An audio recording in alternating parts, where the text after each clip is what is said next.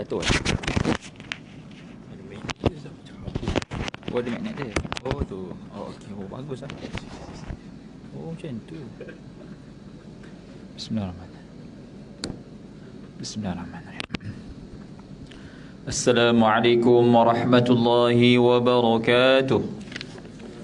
Kita mulakan pertemuan pada tengah hari ini dengan sama-sama membaca Ummul Kitab Al-Fatihah. A'udzu billahi minasy syaithanir rajim. Bismillahirrahmanirrahim. Alhamdulillahi rabbil alamin. Ar-Rahmanir Rahim. Maliki yaumiddin. Iyyaka na'budu wa iyyaka nasta'in. Ihdinas siratal mustaqim. Siratal ladzina an'amta 'alaihim ghairil maghdubi 'alaihim waladdallin.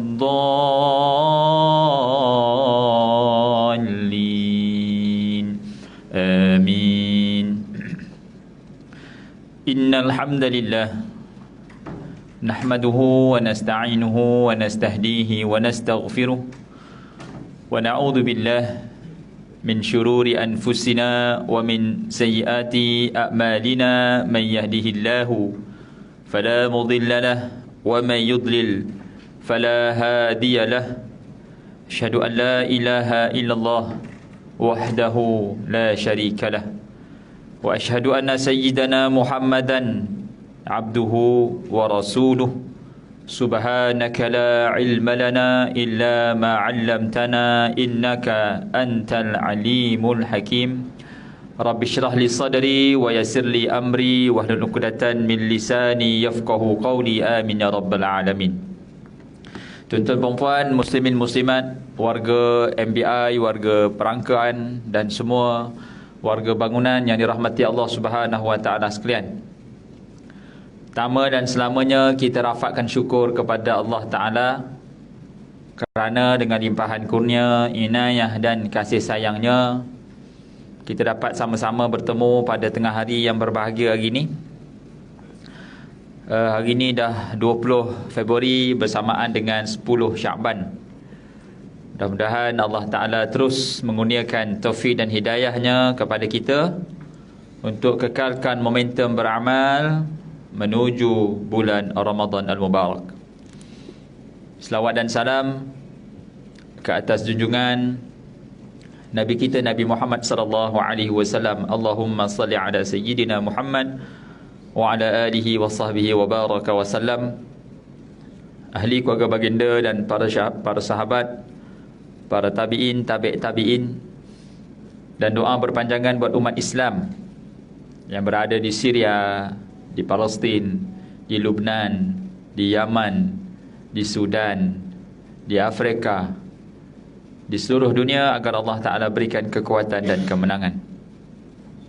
Dan kita juga berdoa kepada Allah Ta'ala agar kita semua diberikan kekuatan untuk menempuh ujian kehidupan. Sama ada kita diuji dengan susah, dengan sakit, dengan sedih, dengan perit, dengan kecewa.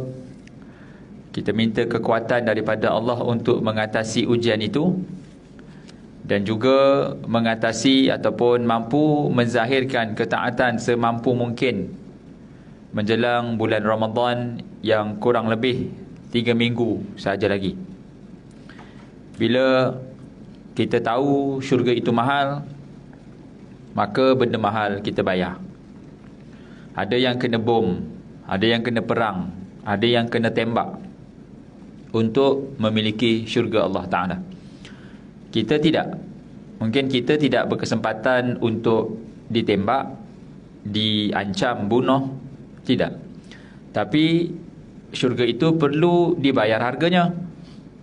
Maka Allah datangkan bulan Sya'ban, bulan Ramadan, untuk kita bermujahadah dalam konteks meningkatkan ibadah. Ya, kita pergi ke destinasi yang sama, perjalanannya itu perlu dibayar dengan mujahadah. Maka tingkatkan kualiti dan kuantiti ibadah kita semua, tuan-tuan dan puan. untuk mendapat syurga yang didambakan. Dan kalau bulan Rejab kita bicarakan berkenaan dengan Isra' wal Mi'raj, dalam bulan Sya'ban kita ada nisfu Sya'ban. Bulan Rejab cerita berkenaan dengan merawat hati yang sedih. Maka Allah perjalankan Nabi pada malam itu berdampingan dengan Jibril, jumpa Nabi-Nabi yang lain, dapat persyariatan solat. Maknanya hati yang sedih ini perlu dirawat dengan berjalan daripada masjid ke masjid, mesti berjalan ke masjid, mesti berpaksikan masjid kalau nak rawat hati. Kemudian berdampingan dengan orang-orang alim, tok-tok guru. Karakter itu digambarkan dengan karakter Jibril, berdampingan dengan orang baik. Kemudian menjaga salat. Hati yang sedih perlu dirawat dengan salat. Masuk pula bulan Sya'ban, nisfu Sya'ban pula, kata Nabi SAW, Allah Ta'ala mengampunkan dosa hamba-hambanya pada malam itu, kecuali dua golongan. Dua golongan ni tak dapat pengampunan. Al-musyrik, orang yang syirik, dan al-musyahin, orang yang menyimpan dendam.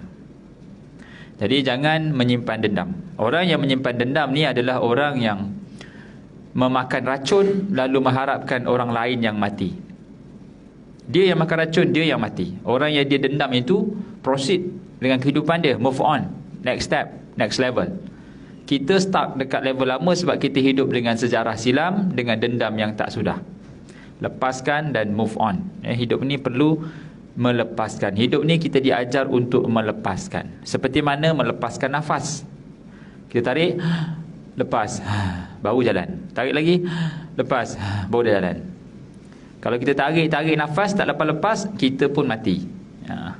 Jadi hidup ni nak bergerak, kena melepaskan. Belajar untuk melepaskan masa silam, untuk menyambut kedatangan masa depan. Maka bulan Sya'ban juga perihal berkenaan dengan hati, iaitu memaafkan orang. Barulah hati ni kita bawa masuk dalam bulan Ramadan. Kita beribadah dengan kekuatan daripada Allah, yang Allah ilhamkan dalam hati orang beriman. Fa'alhamaha fujuraha wa taqwaha. Allah ilhamkan ketakwaan dan kefasikan. Allah ilhamkan dua-dua. Nak pergi syurga pun Allah ilhamkan, nak pergi neraka pun Allah ilhamkan. Tapi di saat kita buat keputusan itu, kita minta agar keputusan itu dipandu. Hari-hari kita buat keputusan, tuan-tuan. Every day is a life making decision. Hari-hari kita buat keputusan. Nak makan ke, nak diet ke, nak tidur ke, nak pergi kuliah Zuhur ke, nak pergi kerja ke, nak mengular ke. Jadi semua itu kita buat keputusan. Kita minta pada Allah, setiap kali kita buat keputusan, dipandu hati ini untuk mendekatkan diri kepada syurga Allah Subhanahu Wa Taala. Kerana ada orang yang dapat peluang buat taat, tapi dia tak mampu buat taat. Allah Ta'ala matikan hatinya untuk buat ketaatan, itu lagi takut. Orang dengar azan, ramai dengar azan, tapi tak ramai yang turn up pergi masjid. Sikit yang pergi masjid, tak semuanya yang ikhlas pula. Jadi ditapis.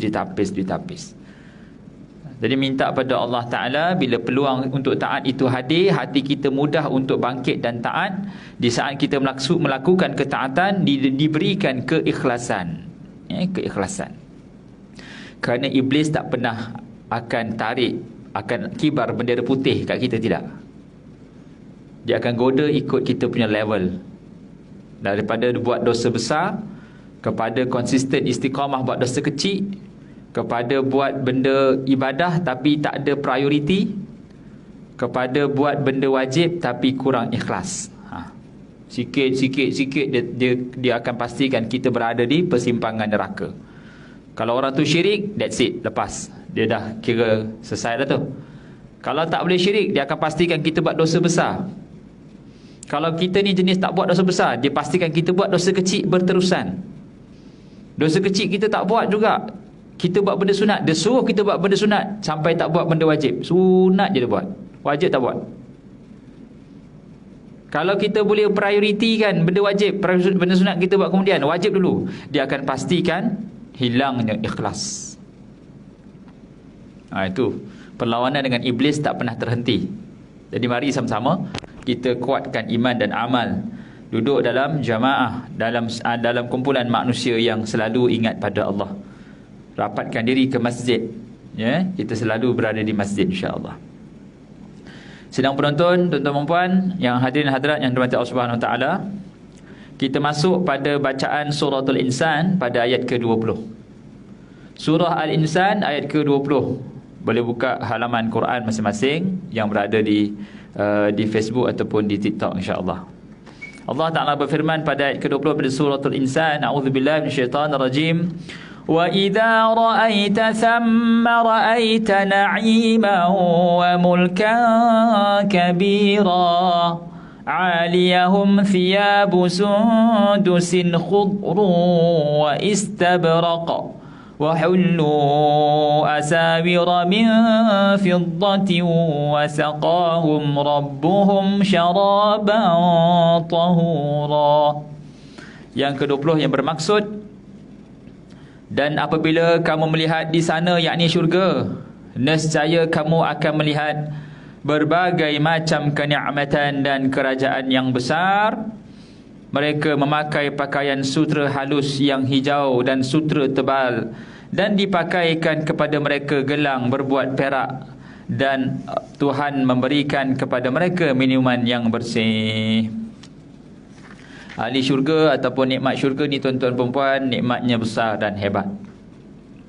Mala ainun ra'at wala uzunun sami'at wala khatarun fi qalbin bashar. Apa sahaja yang telinga tak pernah dengar, mata tak pernah tengok, dan tak pernah terlintas di dalam dada manusia, maka itulah syurga. Dan nikmat syurga ni tuan-tuan perempuan, dia mengikuti naluri ahli syurga tu. Kalau lelaki, ada nalurinya. Kalau perempuan, ada naluri perempuan. Kalau lelaki lah, apakah benda yang paling lelaki suka tengok? Perempuan. Dah maaf lah, memang betul. Ya, orang lelaki dia memang suka tengok perempuan. Ada kereta Porsche, ada kereta, ada motor BMW, tapi bila ada markah lalu, markah, woi, markah, woi. Sudah. Tahu markah tu apa? Kira awet lah, awet lalu bang, awet. Dah. Cantik bang, cantik. Aku dah tunduk pandangan ni, kau cakap cantik terus tengok. Sebab tu dalam Quran Allah angkat darjat laki-laki yang tundukkan pandangannya, sebab susah. Ya, perempuan tu tak salah pun, dia pakai sopan je. Tapi kalau mata laki tu dia nak tengok, dia katakan tengok. Ya, itu memang sikap laki. Dan Allah Subhanahu Wa Taala hadirkan naluri itu dengan menghadirkan ganjaran syurga, iaitu bidadari bermata bulat. Allah. Ya, bidadari ni kata Nabi SAW, kalau dia minum air, punyalah putih sampai nampak air lalu kat kerongkong ni. Lutsina, itu bukan orang ustaz, hantu kat limah tu. Tapi itulah yang digambarkan keindahan seorang bidadari. Orang perempuan, apa benda yang paling dia suka sangat? Tak, mana perempuan suka lelaki? Lelaki nombor 10. Perhiasan, dia suka cantik. Yang lain tak cantik tak apa, dia cantik je. Tu, dia suka cantik. Dia nak terpaling. Ya. Selalunya macam itulah, dia nak yang terpaling. Sebab tu dalam Quran, dalam syurga diberikan adanya bekas, adanya gelas, adanya pinggan mangkuk, adanya hamparan, ada gelang. Itu semua perempuan. Orang lelaki cukup dengan bidadari je.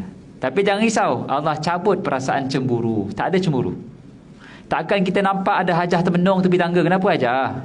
Haji kau ustaz, duduk dengan bidadari lupa makcik. Tak ada.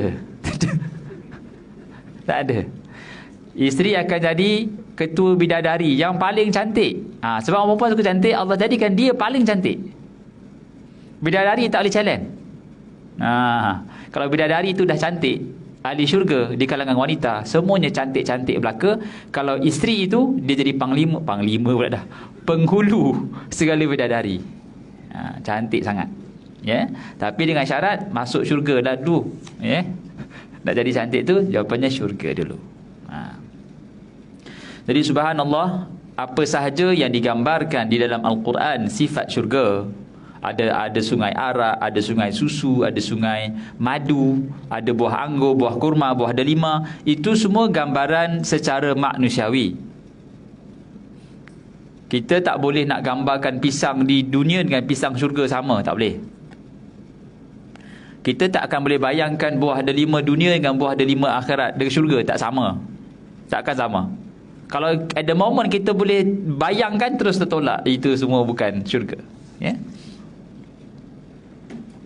Dan saya ra'aita na'iman wa mulkan kabira, kamu akan melihat berbagai macam kenikmatan dan kerajaan yang besar milik Allah yang sangat agung, kekuasaannya sangat megah.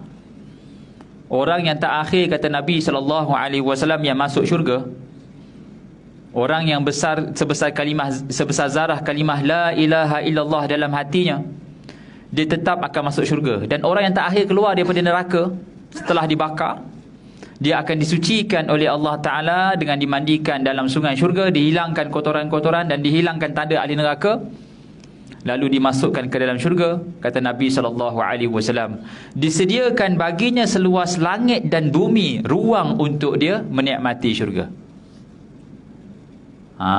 Patutnya orang tak akhir ni dapat baki-baki je lah. Tetapi yang baki itu pun seluas langit dan bumi untuk dia menikmati syurga. Luas langit dan bumi. Jadi maknanya kerajaan Allah, iaitu syurga, sebahagian dari kerajaan Allah ni besar. Terlalu besar yang tak boleh nak digambarkan. Jadi cuma kita hanya perlu tanam impian untuk masuk syurga secepat mungkin. Baik. Aliyahum thiyabu sundusin, ayat ke-21, mereka memakai pakaian sutera halus yang hijau dan sutera tebal, dan dipakaikan kepada mereka gelang berbuat daripada perak, dan Tuhan memberikan pada mereka minuman yang bersih. Dalam syurga ada pakaian ahli syurga, sutera nipis, sutera tebal. Lelaki tak boleh pakai sutera. Pakai sutera tak boleh baju. Pakai sutera kat tai tak boleh. Duduk atas sutera sebagai hamparan pun tak boleh. Kalau kita beli tai, kena tengok 100% silk ataupun tidak. Kena perhati tu. Sebab kebanyakan tai-tai korporat, dia buat silk. Pernah sekali tu Ustaz tegur Ustaz punya company lama lah. Company tu Ustaz baru masuk, jadi Ustaz buat review sikit dia punya company. Dia tengok tie tu 100% silk. Jadi Ustaz kata tolong tukar ni tak boleh. Jadi diorang bukanlah terpaksa, diorang kena ikut lah, ya? Kena ikut sebab mereka dah buat salah, pakai 100% silk. Baju batik tak boleh, kecuali campuran. Ulama bahas kalau dicampur sutera dengan kain cotton biasa ataupun campuran, bukan silk. Jadi bergantung pada mana yang banyak. Kalau dominannya kain sutera, maka tak boleh. Mesti kain biasa yang melebihi daripada kain sutera. Ataupun kain sutera hanya untuk menampal saja, koyak kita tampal dengan sutera, boleh. Ataupun kalaulah dia sakit, dia hanya boleh pakai kain sutera je, kata doktor. Doktor kata pakcik sakit kulit dia melampau sangat, kena eczema. Jadi pakcik hanya boleh pakai kain sutera je, kalau tidak nanti gatal-gatal. Okey, doktor sahkan kena pakai kain sutera saja, boleh. Bagi orang perempuan tak ada masalah. Perempuan boleh pakai kain sutera, lelaki tak boleh. Habis tu Ustaz, isteri saya pakai kain sutera, saya dukung dia Ustaz, boleh tak? Boleh lah. Kita bukan dukung kain sutera, kita dukung orang. Sebab duduk atas kain sutera tak boleh. Maksudnya kursi ni sutera, kita duduk, tu jadi hukum fiqahnya tak boleh, sebab kita menggunakan dia. Cuma kalau pakaian isteri kita yang pakai kain sutera, kita peluk dia, tak boleh lah, kita peluk orang, bukan peluk sutera. Tapi dengan syarat isteri sendirilah, dengan bini orang pula memang meletup satu bangunan tu. Ya, baik. Bagi lelaki tak boleh pakai sutra, tak boleh pakai emas. Termasuk juga emas yang dicuba-cuba pakai. Kita pergi kedai cincin. Mak kita kata, kau tolong belikan cincin jap. Cincin untuk mak. Saiz apa mak? Alang, kau rasa-rasa jari kau muat, jari mak muat lah. Jari mak tahu, bukan jari tunang kau. Kita pun test. Test tu tak boleh. Kita main test je. Cantik juga tangan aku pakai emas je. Tak boleh. Apa saja yang haram ketika dibuat secara betul-betul, main-main tak boleh. Boleh faham Sebagaimana zina tak boleh betul-betul, main-main zina pun tak boleh. Minum arak betul-betul tak boleh, main-main minum arak pun tak boleh. Bobak mabuk, minum air kosong bobak mabuk, tak boleh, dosa. Termasuklah pakai sarung cincin yang emas, walaupun hanya nak test saiz tak boleh, haram. Ni fiqah lah, kena betul-betul. Sekarang ni orang pakai emas nak tunjukkan dia memang hebat sangat lah pakai emas. Kalau dia pakai yang bukan emas, Ustaz, emas tiruan. Kalau dia pakai emas tiruan tapi orang boleh nampak seperti emas pun tak boleh. Susah lah Ustaz, macam mana? Dia bukan susah, dia kira hukum lah. Dia kira hukum. Habis tu Ustaz, baju-baju pengantin yang ada emas-emas tu, tu kena fikir sendirilah. Takkan saya nak jadi orang pula bagi nasihat. Kalau saya bagi nasihat, kena minta pesan lah. Sebab dia menyerupai. Itu ialah dia lelaki tak lekat emas, tapi dipakaikan emas tiruan. Dengan emas tiruan tu dengan niat kalau dia emas betul maka haram, maka emas main-main pun dielakkan sepatutnya. Dielakkan.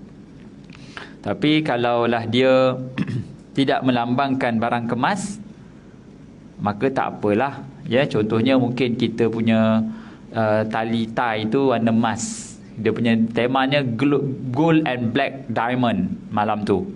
Jadi kita pakai kod emas. Memang jarang orang ada kod emas. Itu pun bukan emas betul. Itu adalah color emas. Itu ulama bahas lah. Seeloknya kita carilah color yang tidak melanggar norma-norma batasan syariah. Orang perempuan boleh pakai emas, orang lelaki tak boleh. Dan zakat emas, jangan lupa, kalau ada siapa-siapa yang jenis melabur emas ni, kena bayar zakat. Zakat yang perhiasan emas dekat atas badan 800 gram. Lebih 800 gram baru bayar. Kalau emas simpanan yang kita pegang gold bar tu 1 gram pun kena bayar. Boleh faham emas yang dipakai sebagai perhiasan kena lebih 800 gram. Kalau dia pakai on off tak apa. Tapi kalau dia simpan sebagai perhiasan, 1 gram pun bayar, sebab dia jadi simpanan. Sebab tu dipanggil gold bar, betul letak kancing atas tu, supaya bini dia pakai. Bapak besar gold bar. Ini bukan loket ni bang, ini gold bar pakai kat sini. Senang Ustaz, helah tak nak bayar zakat. Elin tak cover langsung kata. Lambat sangat dah nak bayar zakat. Nak simpan emas tapi tak nak bayar zakat. Orang perempuan tak apa, bagi dia betul-betul, belikan emas. Setiap satu hari, setahun anniversary bagi 5 gram. Anniversary bagi 5 gram. Tak cukup 800 gram. Berat now 800 gram. Berat.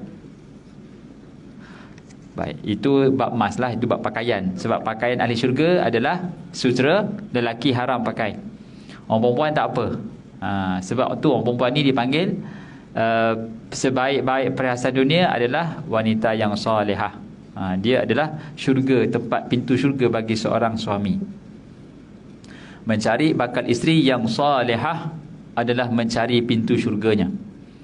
Sama juga isteri yang mencari suami yang saleh adalah mencari pintu syurga. Kalau kita sudah pun berkahwin, itulah pasangan kita yang mana menjadi pintu syurga kita. Kena jaga elok-elok. Kena berusaha untuk kita ni jadi pintu syurga pasangan. Jadi kalau kita fikir kita ni pintu syurga dia, kita akan jadi yang terbaik lah. The best version of ourselves. Sebab kita nak pergi syurga. Jangan cari penyakit. Baik.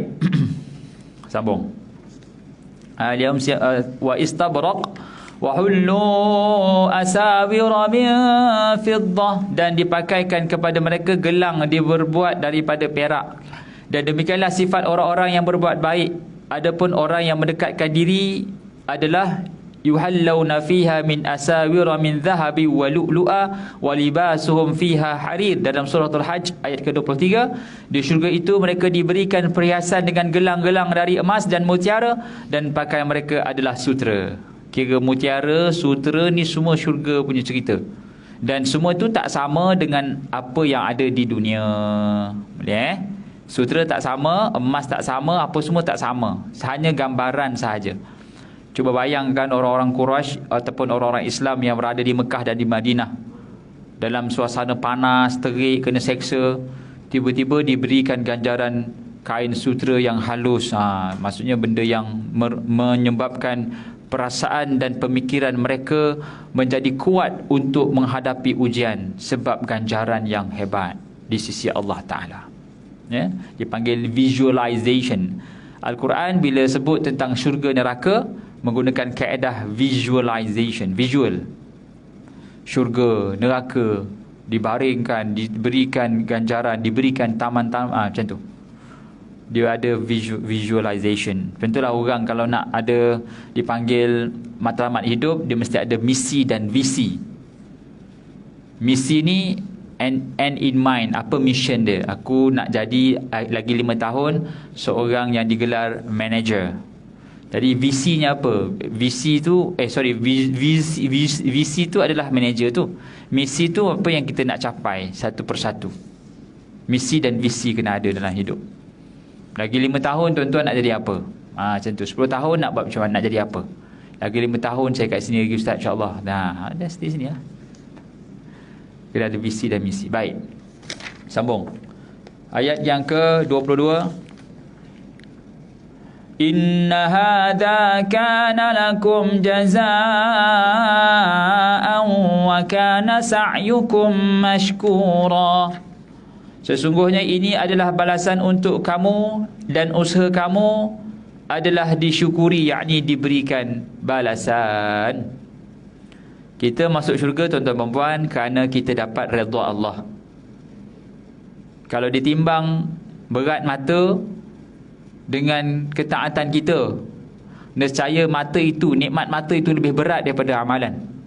Ahli abid yang beribadah selama 500 tahun, apabila dia mati lalu ditawarkan ke syurga dengan rahmat Allah, dia kata tak nak, aku nak ke syurga dengan ibadahku. Maka lalu ditimbang nikmat matanya dengan taatnya, nikmat matanya dengan ibadatnya, maka berat lagi nikmat mata.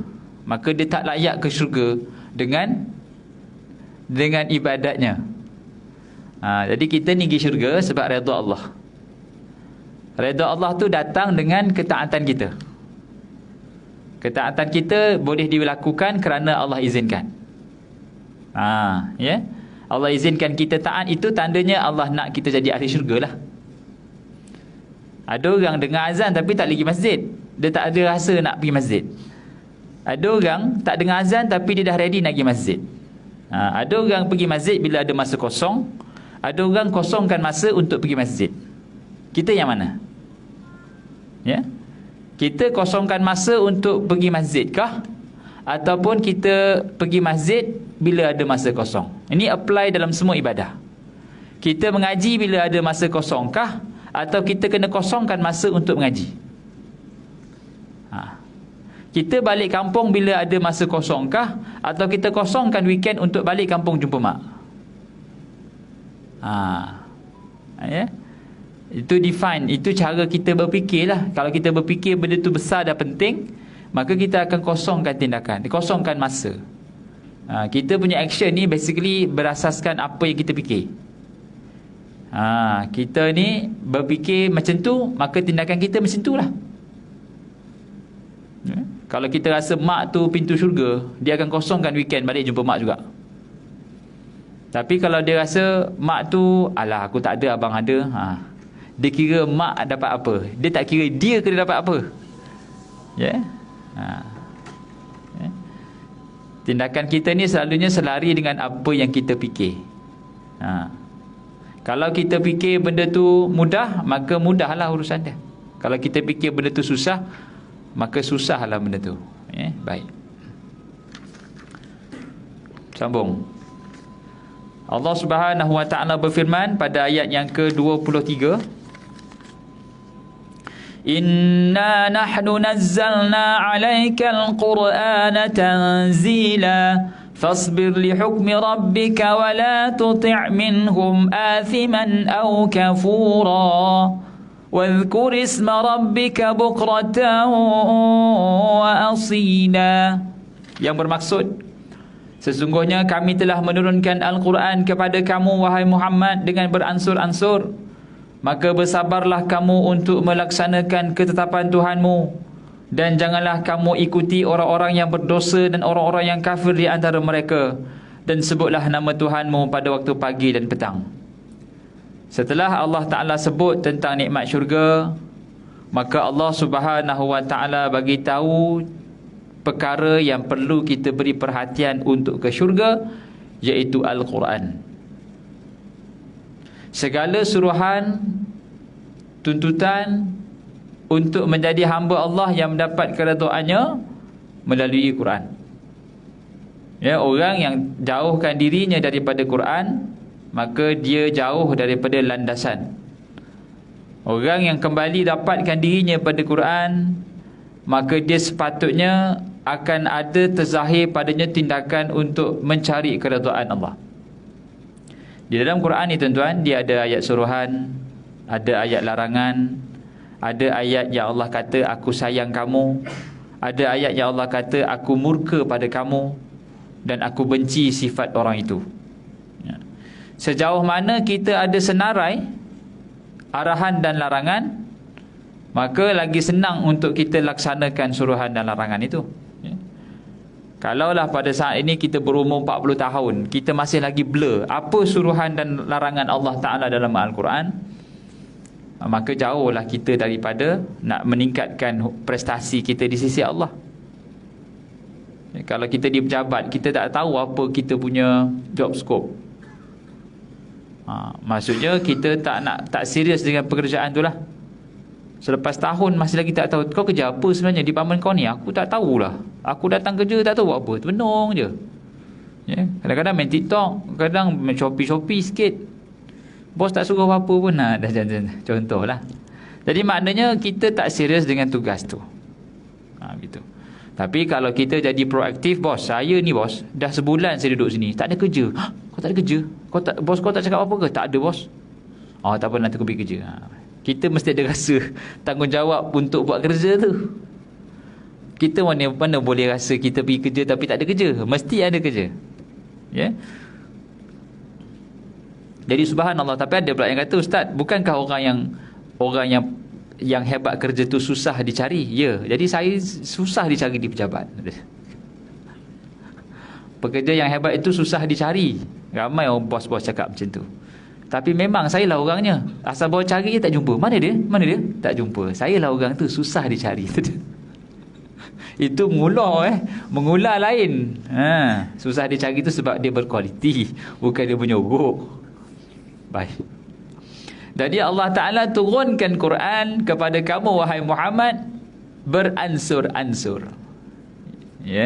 Allah Ta'ala turunkan Quran bitadaruj. Bulan yang turunnya Quran dipanggil bulan Ramadan. Syahrul Ramadan allazi unzila fihi al-Quran.